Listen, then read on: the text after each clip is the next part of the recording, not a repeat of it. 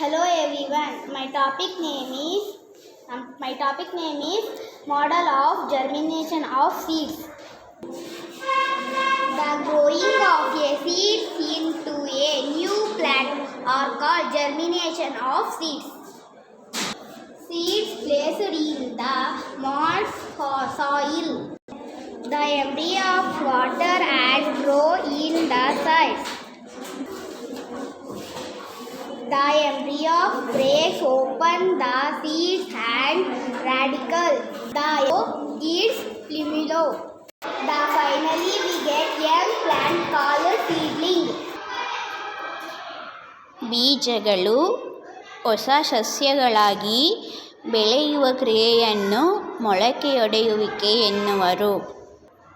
ಬೀಜಗಳನ್ನು ತೇವಾಂಶವಿರುವ ಮಣ್ಣಿನಲ್ಲಿ ಬಿತ್ತಬೇಕು.